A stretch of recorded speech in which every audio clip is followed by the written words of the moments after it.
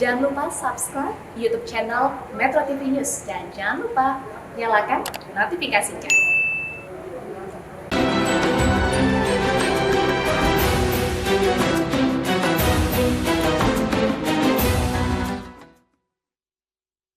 Dipersembahkan oleh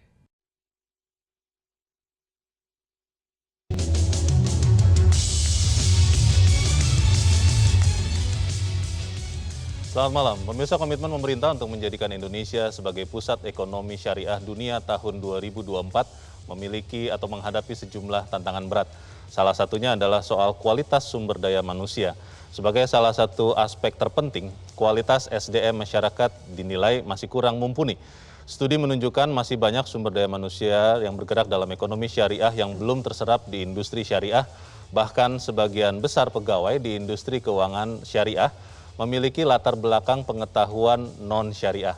Untuk mewujudkan Indonesia sebagai epicentrum syariah dunia, perlu strategi besar untuk mencetak generasi unggul yang mampu mendorong daya saing perekonomian syariah. Topik inilah yang akan kita bahas malam ini bersama saya Leonard Samosir. Pemirsa, inilah Economic Challenges Spesial Ramadan bekerja sama dengan Ikatan Ahli Ekonomi Islam Indonesia dalam episode Membangun SDM Industri Halal Global.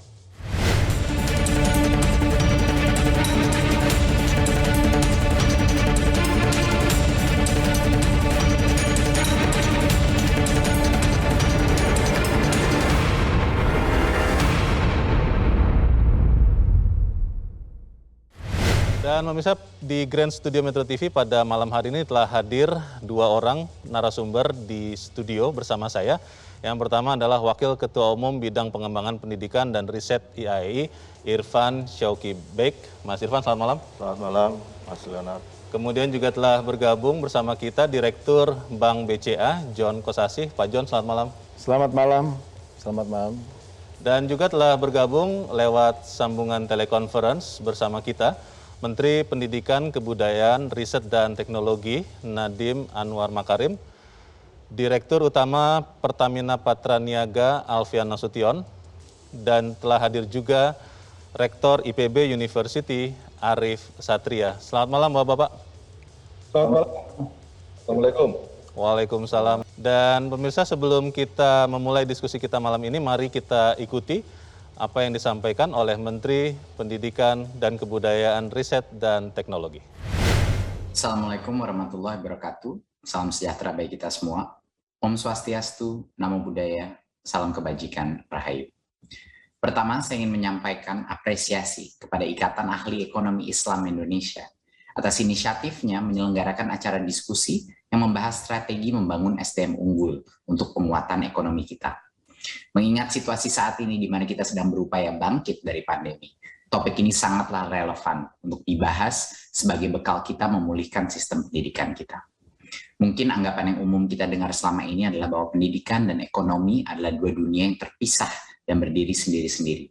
Padahal pada kenyataannya, kekuatan ekonomi Indonesia di masa mendatang akan sangat bergantung pada bagaimana kita menjalankan dunia pendidikan hari ini dan bagaimana relevansi daripada apa yang diajarkan di institusi-institusi pendidikan kita.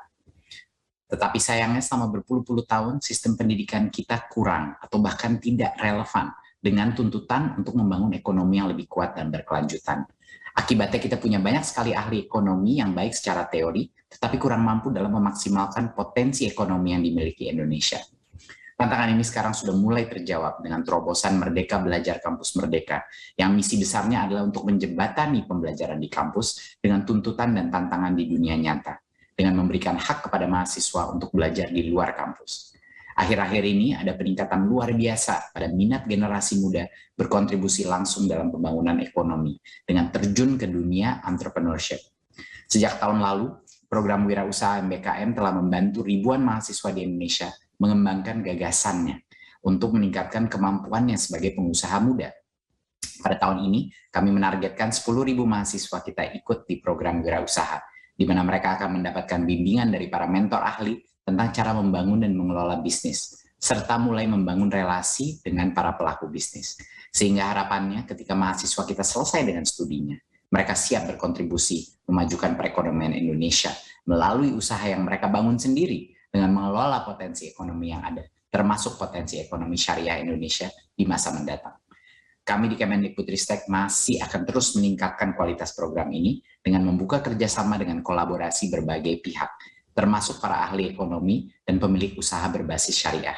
Oleh karena itu, demi terwujudnya SDM yang berkualitas, tangguh, dan siap memajukan perekonomian kita, mari kita terus bergerak serentak mewujudkan Merdeka Belajar. Terima kasih. Wassalamualaikum warahmatullahi wabarakatuh. Om Shanti Shanti Shanti Om. Namo Buddhaya. Dan itulah yang disampaikan oleh Menteri Pendidikan, Kebudayaan, dan Riset dan Teknologi, Mas Irfan. Kalau bicara kurikulumnya sendiri, Mas Irfan, sebetulnya untuk ekonomi atau keuangan syariah ini, sudah sebanyak jurusan ekonomi yang bukan syariah, atau memang juga masih sedikit saat ini? Ya, sebenarnya kalau dari sisi jumlah kita ini ada 808 program studi yang terkait dengan ekonomi syariah, mulai dari level sekolah vokasi, diploma, sampai pada level S3.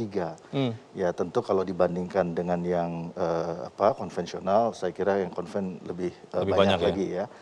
Tetapi artinya dari sisi jumlah ini sebenarnya sudah cukup lumayan gitu, bahkan kita terbanyak di dunia. Jadi kalau dibandingkan negara lain, nggak ada negara sebanyak kita ya dari sisi jumlah program studi. Tapi memang sekali lagi PR kita adalah bagaimana memperkuat kurikulumnya dan juga bagaimana memastikan ya bahwa proses pendidikan yang dilakukan itu juga bukan hanya menyentuh aspek knowledge saja. Karena knowledge kan terus berkembang ya, tapi juga bagaimana attitude, akhlak, skillnya yang ini juga menurut saya perlu untuk dikembangkan, sehingga ketika bicara ekonomi syariah nggak cuma bicara fikihnya, nggak cuma bicara pengetahuan perbankan atau produk akadnya, tapi juga bicara bagaimana attitude ya, kemudian skill set yang diperlukan, kemampuan negosiasi dan sebagainya. Hal seperti itu yang menurut saya perlu diperkuat gitu. Baik, terima kasih Mas Irfan. Saya mau ke Mas Arief. Mas Arief, kalau bicara link and match itu kan sudah menjadi PR lama ya untuk dunia pendidikan kita. Kalau bicara link and match untuk pendidikan dan juga industri ekonomi atau keuangan syariah, sebetulnya bagaimana mempertemukan kebutuhan dan pasokan ini, Mas Arief? Ya, yang pertama adalah bagaimana kita mampu mengkonstruksi kurikulum yang bisa mengakomodasi kepentingan-kepentingan user ya yang ada di lapangan. Oleh karena itu, prinsip Merdeka Belajar dan Kamus Merdeka tadi disampaikan oleh Mas Menteri, itu adalah merupakan bagian dari ikhtiar untuk meningkatkan kompetensi. Karena dan selain itu juga kita tahu hasil riset menunjukkan ternyata keberhasilan seseorang di dunia kerja itu 15% karena faktor kemampuan teknis ya, kemudian 85% karena soft skill. Oleh karena itu memang tidak ada cara lain selain kurikulum itu mengintegrasikan tidak hanya kompetensi dasar dan kompetensi keilmuan, akan tapi dilengkapi dengan soft skill. Sebetulnya Mas Arief kalau bicara value ya, apa yang bisa menjadi daya tarik bagi semua orang supaya kemudian pengembangan ekonomi syariah ini memang didukung sumber daya manusia yang benar-benar paham? Ya, saya kira kita harus mempromosikan ekonomi syariah dalam konteks bahwa pendekatan ini adalah pendekatan yang mengedepankan prinsip keadilan. Ya. Prinsip justice ini sesuatu yang menurut saya luar biasa dalam ekonomi syariah ini karena terbebasnya dari riba, dari maisir. Dan saya kira masalah ekonomi yang ada di dunia ini adalah karena mengganggu prinsip-prinsip keadilan. Oleh karena itu, keunggulan dari ekonomi syariah yang ada value yang besar soal keadilan ini harus didorong. Oleh karena itu kita yakin bahwa ekonomi syariah bisa menjadi solusi ya dari berbagai masalah ekonomi dan keuangan, baik secara nasional maupun secara global. Baik, terima kasih Mas Arief. Pak John, kalau bicara perkembangan keuangan syariah saat ini, itu sebetulnya seperti apa? Apakah memang dengan sumber daya manusia yang memang benar-benar memiliki latar belakang ekonomi keuangan syariah masih lebih sedikit dibandingkan yang tidak, akhirnya perkembangan keuangan syariah ini tertahan atau seperti apa, Pak? Perkembangan industri keuangan syariah itu kalau dari sisi market share perbankan syariah, itu di tahun 2021 itu sekitar 6,8 atau 6,9%. Ini mengalami peningkatan dari sebelumnya sekitar kurang lebih sekitar 4,8, 4,9% di tahun 2015 yang lalu. Jadi kalau dibandingkan ini kira-kira syariah itu lebih cepat 25%. Cuman memang ini adalah basisnya masih kecil. Tadi kan dikatakan bahwa market share-nya kurang lebih sekitar 6,8, 6,9%. Jadi memang masih perlu lebih banyak lagi effort dari kita untuk bisa meningkatkan market share dan tumbuh dengan lebih cepat lah. Fakta yang menarik Pak John, karena yang kita tahu kan tahun-tahun ini kita menghadapi pandemi COVID yang memukul semua sektor ekonomi termasuk keuangan, tapi ternyata ada pertumbuhan. Apa yang membuat keuangan syariah ini menjadi menarik, dilirik masyarakat? Ini faktanya kan menunjukkan selain faktor agama itu Pak John. Ya, nah ini menarik ya. Jadi suka gak suka kita itu melihat bahwa realitasnya itu Indonesia itu merupakan pasar yang sungguh besar. Ya, bahwa Indonesia itu is the fourth largest population in the world. Ya. Dan boleh dibilang negara with the largest Muslim population. Ya. Sudah pasti jelas bahwa potensinya itu tinggi sekali. Ya. Nah, related kepada poin yang pertama tadi, itu juga boleh dibilang Indonesia itu consistently kalau kita lihat ya, bahwa Indonesia itu selalu on the top 10 untuk semua aspek, apakah fashion, travel, food, medicine, dan lain sebagainya Pak. Itu dari waktu ke waktu itu konsisten sekali Indonesia.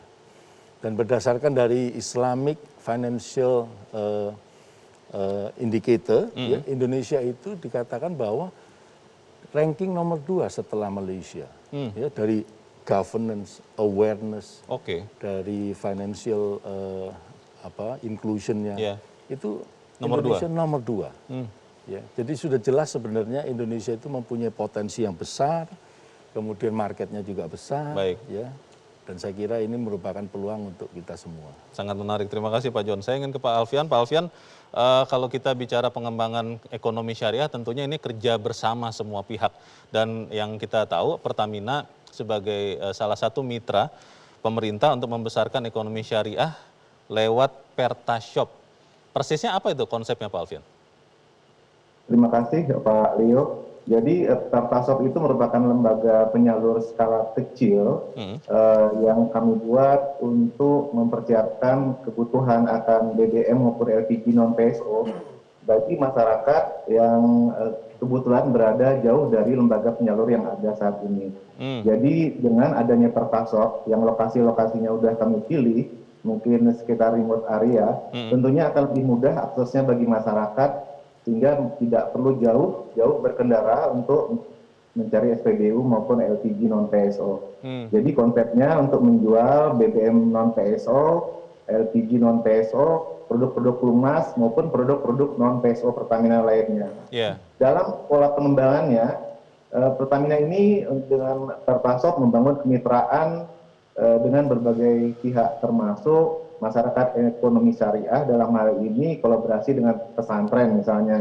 Kami berharap dengan membangun kolaborasi dengan pesantren ke depannya mampu mendukung terbentuknya sistem ekonomi syariah di sekitar ekosistem pesantren, terutama di masa pandemi saat ini khususnya kolaborasi Pertashop dan pesantren diyakini menjadi salah satu langkah konkret untuk mewujudkan pemerataan ekonomi dan tentunya membuka lapangan kerja baru. Demikian Pak Leo. Pak Alfian, selain Pertashop Pak, apa ada lagi Pak yang dilakukan Pertamina untuk mengembangkan ekonomi syariah dan ekonomi kerakyatan ini Pak Alfian? Pertamina terus berkomitmen untuk mengembangkan program-program ekonomi kerakyatan, termasuk ekonomi syariah. Kita melakukan pembinaan juga terhadap usaha menengah dan kecil, itu ada 65.000 UMK yang kita bina. Juga melalui program-program tanggung jawab sosial lingkungan, dengan tidak hanya melakukan pembinaan, kami juga melakukan edukasi, misalnya kami melakukan pelatihan-pelatihan untuk strategi marketing, pemasaran, quality control, untuk meningkatkan kompetensi dari mitra binaan kita gitu. Demikian Pak Leo. Baik, terima kasih Pak Alfian. Kalau kita berbicara soal SDM industri halal dan global, tentunya juga bicara bukan hanya pasokan, tapi kebutuhan. Sebetulnya seperti apa kebutuhan industri untuk SDM industri halal global ini? Tetap bersama kami, Economic Challenge segera kembali.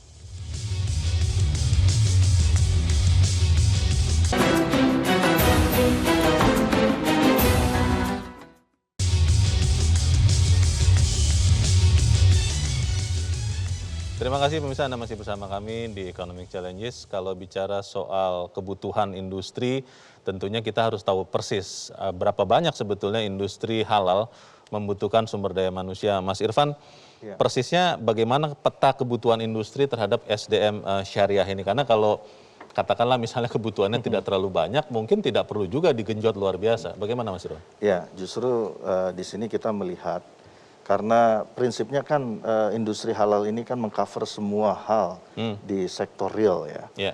Nah, sehingga apapun yang tidak bertentangan dengan syariah berarti dia sebenarnya adalah sektor halal. Dan kalau melihat tren perkembangan di sejumlah sektor, misalnya di industri makanan halal, kemudian pariwisata dan sebagainya, memang kita melihat justru di sektor-sektor itu gapnya itu masih sangat tinggi. Gitu. Jadi antara yang diperlukan dengan realitas yang dihadapi itu memang masih sangat besar. Sehingga menurut saya kita perlu menggenjot masalah SDM ini karena industri halal dibawa kemana itu kan tergantung kepada SDM-nya. Manusianya, gitu ya. Kualitas apa yang paling prioritas yang dibutuhkan oleh industri syariah ini dari manusianya? Apakah memang lebih ke pengetahuan agamanya? Atau lebih kepada pengetahuan soal ekonomi atau keuangan syariahnya? Atau yang mana? Kalau saya melihat justru dari sisi soft skill-nya ya. Soft Jadi skill. artinya kualitas individunya, kemampuan beradaptasi, kemampuan bagaimana memanage perubahan, tentu dengan pondasi nilai pemahaman agama dan ekonomi yang benar. Gitu. Karena kalau tidak disertai dengan cara berpikir ekonomi syariah yang benar, nanti khawatirnya juga keliru di dalam proses di lapangannya, aplikasinya. Nah itu yang juga kita tidak ingin terjadi.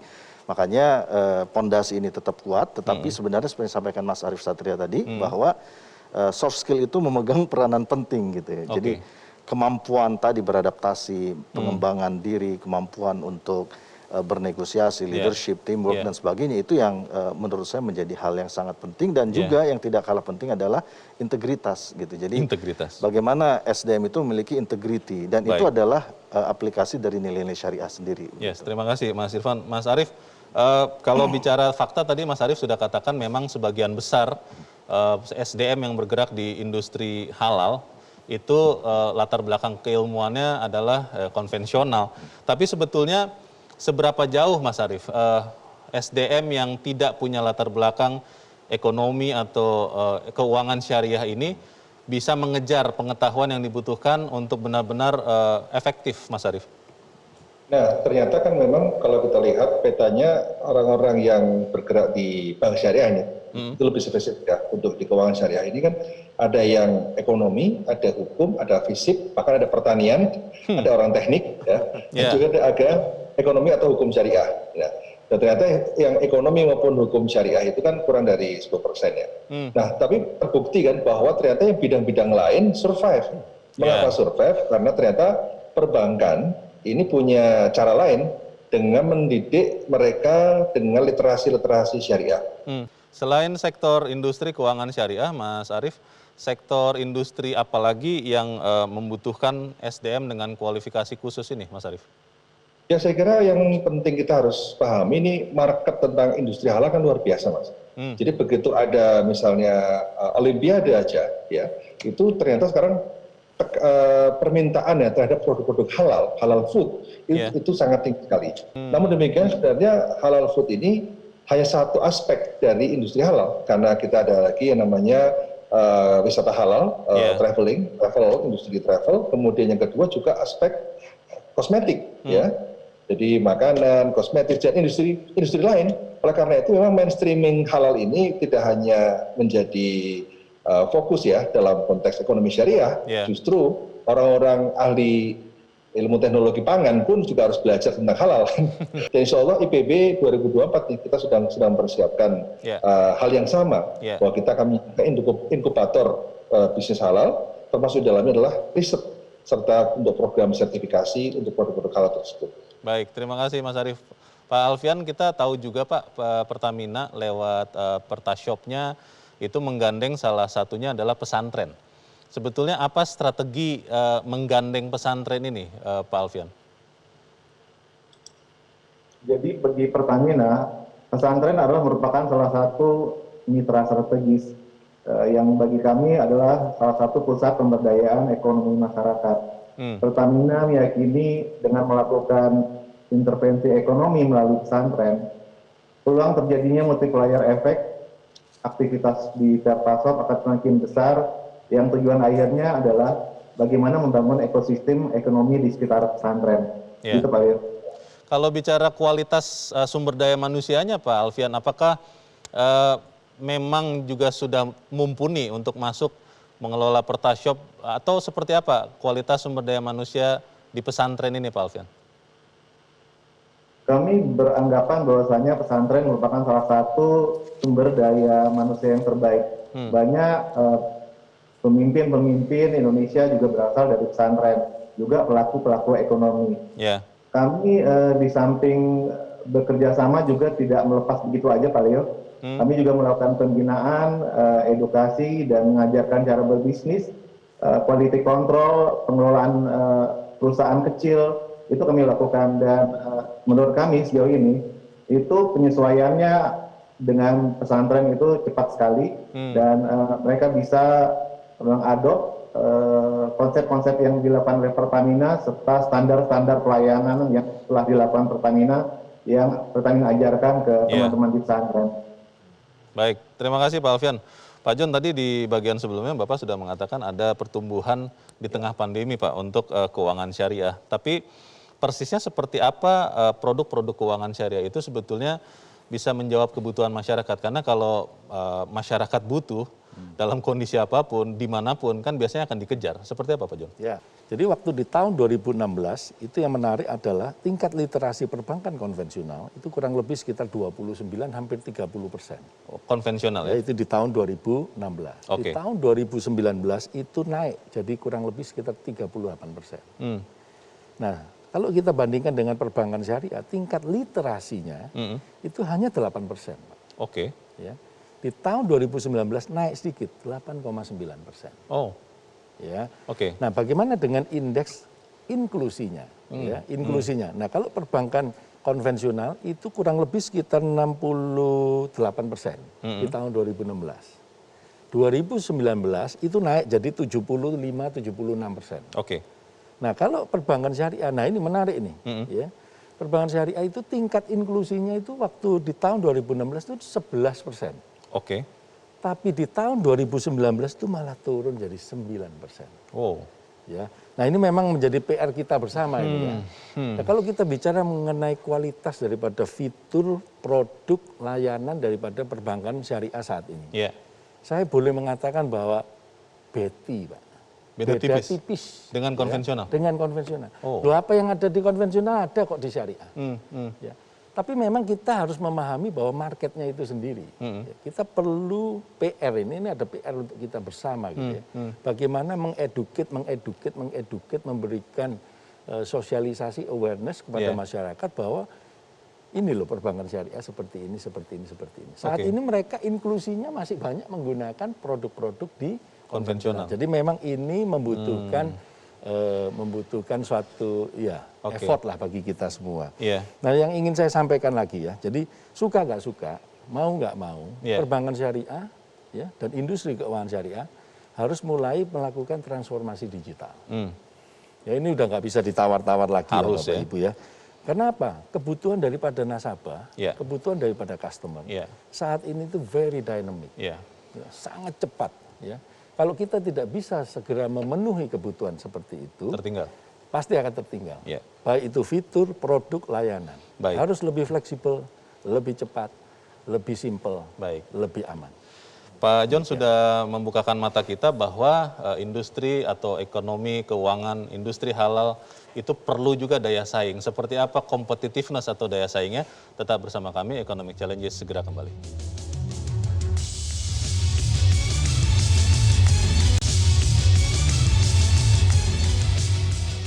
Terima kasih pemirsa, masih bersama kami di Economic Challenges. Mas Arief tadi sebelum jeda Pak John membukakan mata kita bahwa memang ada tugas besar untuk membuat ekonomi syariah, ekonomi atau industri halal ini berdaya saing yang bagus. Kalau melihat competitiveness daya saing, sejauh mana sebetulnya Mas Arief peluang ekonomi syariah ini bisa bersaing dengan yang konvensional? Saat ini kita harus lihat data ya. Ternyata di masa pandemi COVID-19 aset keuangan syariah Indonesia ini mampu tumbuh 22,1%. Itu pertumbuhannya luar biasa. Ya. Nah, jadi kita memang harus terus meningkatkan kompetensi kita dalam bidang keuangan syariah ini untuk terus juga memperbesar pasarnya dan kemudian bisa berperan. Nah, khususnya tadi yang disampaikan tentang bagian transformasi digital sehingga kita bisa menggunakan pendekatan-pendekatan yang lebih kekinian ya. Karena kita harus mau tidak mau berbasis pada blockchain, kemudian bagaimana kita menciptakan suatu proses inovatif kredit sistem yang lebih baik, kemudian teknologi insurans yang lebih baik lagi, yang saat ini memang sudah menjadi keniscayaan, apalagi kita menghadapi tantangan banyaknya fintech yang luar biasa, yang kemudian sekarang sudah banyak menggarap ya sektor retail, dan itu adalah menggerus pangsa ekonomi syariah kalau perbankan syariah kemudian tidak berbenah. Baik, terima kasih Mas Arief. Mas Irfan, kalau bicara daya saing, tadi Pak John mengatakan soal inklusi dan literasi. Ini menjadi PR besar. Tapi kalau bicara sumber daya manusianya juga, apakah kita punya potensi untuk bisa menjadi pusat ekonomi syariah dunia? Karena itu kan cita-cita kita. Ya, saya kira kalau ke arah sana, saya melihat bahwa tren hari ini itu sangat memungkinkan kita untuk menjadi leader ya dalam konteks perekonomian syariah global. Jadi beberapa indikator itu kan yang penting trennya meningkat, membaik. Ya. Misalnya dari sisi pendidikan, kualitas SDM meningkat, kualitas riset kita juga meningkat. Ya. Kalau melihat Refinitiv report dari INSAFE itu, kita untuk kualitas riset itu di nomor 2 di dunia. Gitu.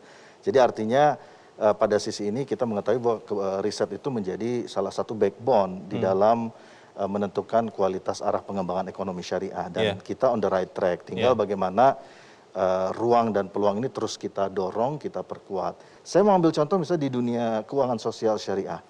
Sekarang ini untuk dunia zakat misalnya, Indonesia itu jadi leader. Leadernya dalam konteks apa? Menjadi referensi global. Itu dalam konteks product knowledge. Bukan dalam konteks seberapa besar angka zakat yang dikumpulkan. Kalau itu kita kalah jauh sama Malaysia, sama Arab Saudi. Masih belum ya? Tapi dari sisi product knowledge kita unggul. Ya, kita melahirkan berbagai alat ukur, misalnya indeks zakat nasional yang bisa meleverage perkembangan sedemikian luas. Sehingga akhirnya atas dorongan negara-negara lain kita menginisiasi adanya World Zakat Performance Index. Itu produk kita. Ini contoh aja ya bahwa product knowledge kita ternyata bisa juga diakui secara internasional. Terima kasih Mas Irfan. Pak John, tadi sudah Pak John katakan bahwa soal literasi, soal inklusivitas ya, seperti apa. Nah, kalau bicara porsi dari perbankan syariah atau keuangan syariah, kalau perbankan nasional itu melihatnya seperti apa Pak? Apakah memang ini adalah hanya bagian dari diversifikasi misalnya? Atau memang itu akan difokuskan untuk dikembangkan? Karena kalau melihat jumlah masyarakat muslim di Indonesia, dan itu kan sangat besar. Bagaimana Pak John? Jadi memang kalau kita lihat sekarang ini, bahwa potensi perbankan syariah itu tentu saja sangat besar. Selain dari populasinya, kita juga melihat juga bahwa tren ke depannya ini dari waktu ke waktu mengalami peningkatan yang jauh lebih cepat sebenarnya dibandingkan dengan konvensional. Cuman memang kembali lagi itu ya, kita ada PR ya. PR kita tidak hanya dalam mengedukasi, awareness kepada masyarakat, tapi juga PR kita adalah di internal juga. Seperti yang tadi dikatakan, kita membutuhkan suatu SDM yang berkualitas. Ya, ini suatu basic needs lah bagi semua institusi saya kira gitu ya. Dan selain mempunyai SDM yang berkualitas, kita juga perlu melakukan peningkatan terhadap dari waktu ke waktu terhadap mereka punya pengetahuan, ya, daya saing, untuk kita bisa bersaing secara lokal maupun global. Ini merupakan suatu yang keharusan yang harus kita lakukan. Cuman memang challenge-nya saat ini ya, keterbatasan daripada SDM yang berkualitas itu sendiri. Ya, di mana kita di dalam rekrutmen, ya, saya kira ini dialami sama semua ini, nggak hanya di perbankan gitu ya, karena bank kecil ya, tapi di sektor non perbankan juga. Ya, jadi kita ini boleh dibilang ini merupakan challenge gitu ya, tarik-tarian terhadap yang namanya SDM yang berkualitas.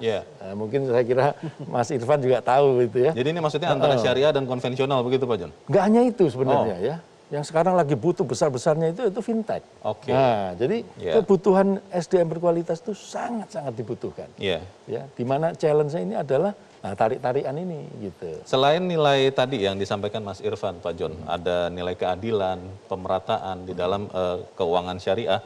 Sebetulnya seperti apa Pak daya saing keuangan syariah dibandingkan misalnya dengan keuangan konvensional, Pak John? Oh, kalau dibilang sekarang ini produk-produk perbankan syariah itu boleh dibilang sudah, ya boleh dibilang tadi beda tipis. Beda tipis ya. Dan pertumbuhannya pun juga boleh kita akui bahwa pertumbuhan perbankan syariah, even during pandemi COVID ya, itu terus mengalami pertumbuhan yang cukup baik. Gitu ya.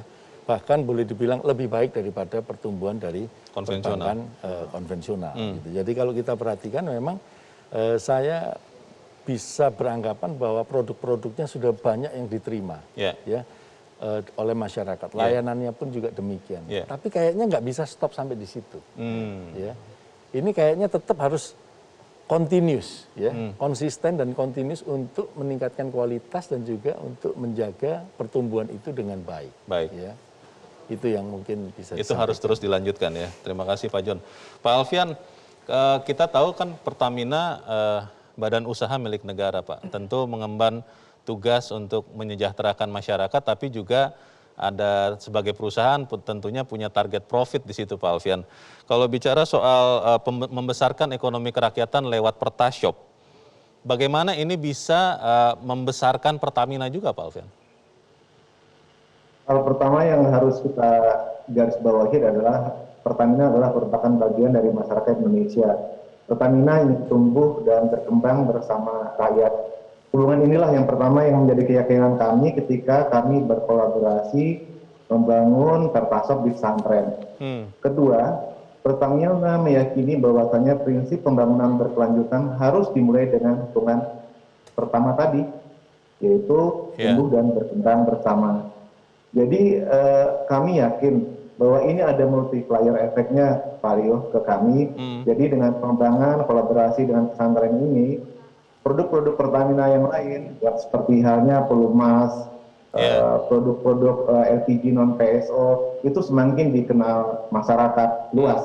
Jadi tentu juga ada profitnya atau revenue-nya buat Pertamina Pak Rio. Pasti ya, harus seperti itu juga ya Pak Alfian. Pak Alfian, bicara soal kapasitas sumber daya manusia Pak, tadi sudah dikatakan bahwa salah satu yang digandeng adalah pesantren dan tentunya ada mitra-mitra lain.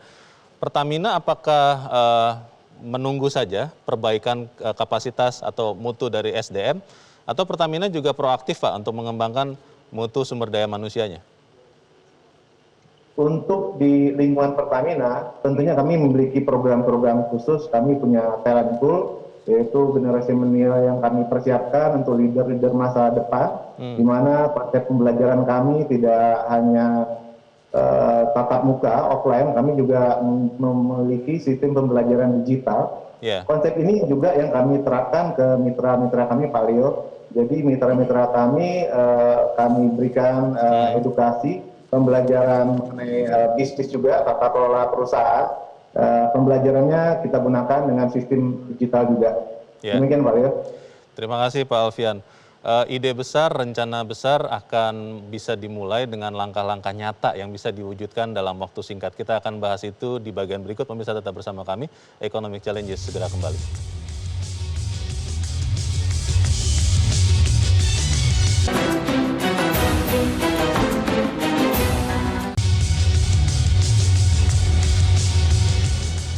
Terima kasih pemirsa, Anda masih bersama kami. Kita di bagian akhir dari diskusi kita malam ini untuk bisa membangun sumber daya manusia industri halal global yang berdaya saing, tentunya kita harus bergerak bersama. Saya ingin bertanya dulu kepada Mas Arief, 2024 bisa tidak Mas Arief kita menjadi Indonesia menjadi pusat ekonomi syariah dunia Mas Arief?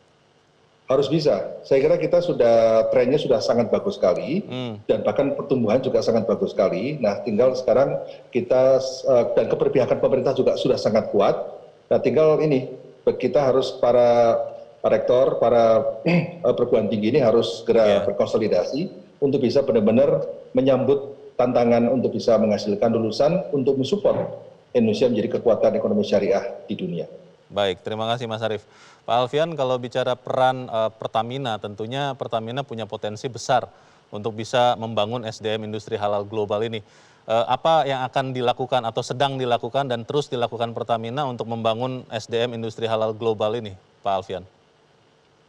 Pak Leo, saat ini kami sedang membina sekitar 65.000 usaha menengah kecil. Juga kita membina sekitar 4.400 pesantren, 4.400 perpasok. Di antaranya itu ada di pesantren. Kami lakukan pelatihan-pelatihan mulai dari pelatihan keuangan, strategi pemasaran, quality control, digitalisasi, dan pengelolaan perusahaan.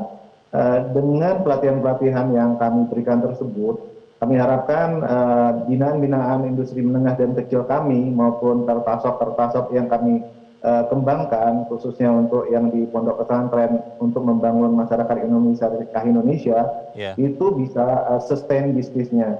Hal ini tentunya tidak hanya nantinya mendukung bisnisnya Pertamina, tapi tentunya akan membantu membangun ekosistem ekonomi syariah di Indonesia. Itu Pak Leo. Baik, terima kasih Pak Alfian. Pak John, mewujudkan Indonesia sebagai pusat ekonomi syariah dunia 2024. Dunia perbankan sudah dan sedang melakukan apa saja nih Pak John? Ya. Jadi kita semua tahu bahwa Indonesia, sekali lagi saya sampaikan bahwa Indonesia adalah negara dengan Muslim population terbesar. Diprediksi bahwa in the next few years Indonesia akan menjadi top 5 negara dengan GDP terbesar di dunia. Ya, jadi SDM merupakan salah satu pilar penting dalam pembangunan bangsa yang hebat, tangguh, dan memiliki daya saing untuk menjadikan Indonesia pusat ekonomi syariah di tahun 2024. Apa yang dilakukan oleh kita adalah 3P, 4P. Yang pertama perekrutan, pelatihan, pendidikan, dan juga pembinaan secara berkualitas dan juga secara berkesinambungan. Ini merupakan PR saya kira dari kita semua. Itu tekad juga dari dunia perbankan nasional ya untuk mengembangkan perbankan syariah. Betul, ya Pak John. Tentu saja harus berkolaborasi juga dengan universitas gitu Pak. Baik, terima kasih Pak John. Mas Irfan, Ikatan Ahli Ekonomi Islam Indonesia kan hadir itu salah satu tujuannya untuk ini. Bagaimana kita bisa membangun SDM industri halal global yang bisa menjadikan Indonesia pusat ekonomi syariah dunia. Yang akan terus dilakukan apa Mas Irfan? Ya, kita melakukan 3 hal pokok. Yang pertama adalah kita mendorong kolaborasi antar anggota YHI, kampus-kampus yang ada di bawah jaringan kita ini kan cukup banyak ya, sekitar 285 kampus. Nah, kita melihat dalam 2 tahun terakhir ini, kolaborasi itu sangat luar biasa. Antar kampus itu saling sharing resources, sharing knowledge, ya, kemudian saling mengupdate antara satu dengan yang lain. Ini saya kira satu sinyalemen yang sangat baik bahwa kita bisa bergerak bersama dan kelemahan yang satu ditutupi oleh kelebihan yang lain. Nah, ini yang kita terus dorong. Yang kedua adalah bagaimana terus kita menghasilkan riset-riset yang berkualitas. Karena bagaimanapun industri halal itu sangat bergantung pada kualitas riset. Nah, ini yang terus kita dorong, baik pada sisi basic research-nya maupun applied research dan juga policy research. Jadi bagaimana aplikasinya jalan, ditopang riset yang berkualitas, kebijakan juga jalan dengan ditopang oleh riset yang tepat. Nah, yang ketiga yang kita lakukan adalah kita mencoba terus memperdekat hubungan antara kalangan pendidikan, ya dunia kampus ini dengan industri, dengan para pemain, player gitu di industri halal, link and match, dan jadi itu coba kita terus dekatkan dengan menginisiasi sejumlah hal gitu ya, misalnya strategic research yang kami lakukan dengan beberapa lembaga untuk kemudian bagaimana mengimprove kualitas dari kebutuhan SDM yang ada gitu. Jadi ini yang menurut saya semakin dekat jarak antara kita dengan industri, kita dengan kebutuhan pasar, ini diharapkan bisa membantu memenuhi kebutuhan SDM yang sedemikian tinggi. Ya, ini juga termasuk di dalamnya adalah inovasi-inovasi. Karena banyak juga ternyata ketika antara industri dengan kita semakin dekat, muncul inovasi. Pertanyaan-pertanyaan industri bisa kita jawab dengan pendekatan dan metodologi yang selama ini kita kembangkan di dunia kampus. Nah, saya kira kata kuncinya itu tadi, kolaborasi. Kolaborasi, silaturahim begitu ya Mas Irfan. Betul sekali. Baik, itu yang kita harapkan bisa tercapai dan semoga apa yang kita bicarakan malam ini benar-benar bisa menyumbangkan pada upaya membangun SDM industri halal global untuk Indonesia. Saya berterima kasih kepada Pak Arief Satria, Pak Alfian Nasution, dan juga kepada Pak Nadiem Makarim dan juga kepada Pak John Kosasi dan Mas Irfan. Terima kasih. Dan pemirsa, demikianlah Economic Challenges untuk malam ini. Atas nama teman-teman yang bertugas, saya Leonard Samosir mengucapkan terima kasih. Selamat malam. Sampai jumpa.